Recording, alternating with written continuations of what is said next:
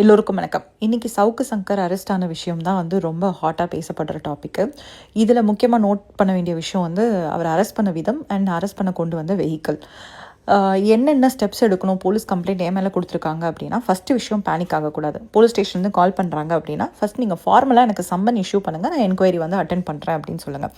Offence ரொம்ப சீரியஸாக இருக்குது, இல்லை போலீஸ் ரொம்ப ரஃபாக ஹேண்டில் பண்ணுறாங்க, கண்டிப்பாக ரிமாண்ட் பண்ணுறதுக்கெல்லாம் பாசிபிலிட்டி இருக்குது அப்படின்னா, அதுக்கு முன்னாடி ஆன்டிசிபேட்டரி பெயில் மூவ் பண்ணிவிடுங்க.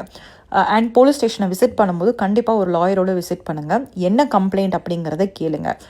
அது இல்லாமல் உங்களை எழுதி கொடுத்துட்டு போக சொல்லுவாங்க நீங்கள் என்கொயரி அட்டன் பண்ணதுக்கப்புறமா. அதில் எழுதி கொடுக்குற விஷயம் ஃப்யூச்சரில் உங்களுக்கு கேஸில் எந்த பாதிப்பும் ஏற்படாத அளவுக்கு நீங்கள் அந்த கம்ப்ளைண்ட்டுக்கு பேஸ் பண்ண விஷயம் மட்டும் தான் எழுதி கொடுக்கணும். போலீஸ் நீங்கள் இதை எழுதி கொடுங்க, அதை எழுதி கொடுங்கன்னு சொல்லிட்டு உங்களை ஃபோர்ஸ் பண்ணுவாங்க. முடியாதுன்னு சொல்லி ஸ்ட்ராங்காக சொல்லுங்கள்.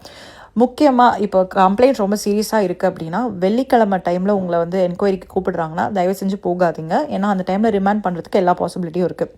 இப்போ சவுக்கு சங்கர் கேஸ்லேயே ஏன் வெள்ளிக்கிழமை அந்த டைமில் அரெஸ்ட் பண்ணியிருப்பாங்க அப்படின்னா, அடுத்த 2 நாள் கோர்ட் லீவு, பெயில் மூவ் பண்ணுறது ரொம்ப கஷ்டம். ஸோ எந்த சுச்சுவேஷன்லையும் வெள்ளிக்கிழமை ரிமாண்ட் பண்ணுறதுக்கான எல்லா பாசிபிலிட்டி இருக்கும்போது போகாதீங்க. கம்ப்ளைண்ட் காப்பி கொடுக்க மாட்டேங்கிறாங்க, ஆனால் ஃப்யூச்சரில் நம்மளுக்கு அது யூஸ் ஆகும்னு நீங்கள் நினைக்கிறீங்க அப்படின்னா, ஆர்டிஐ போட்டு அந்த கன்சர்ன்ட் எஸ்பி, அந்த லிமிட் போலீஸோட எஸ்பிக்கு ஆர்டிஐ போட்டு அந்த காப்பீஸை ரிசீவ் பண்ணிக்கோங்க. முக்கியமான விஷயம், பேனிக் ஆகாமல் ஹேண்டில் பண்ணால் இது எல்லாமே ஸ்மூத்தாக ஹேண்டில் பண்ண முடியும். இந்த மாதிரி நீங்கள் ஏதாவது எக்ஸ்பீரியன்ஸ் பண்ணியிருக்கீங்களா அப்படின்னு சொல்லிட்டு கமெண்ட்டில் போடுங்க.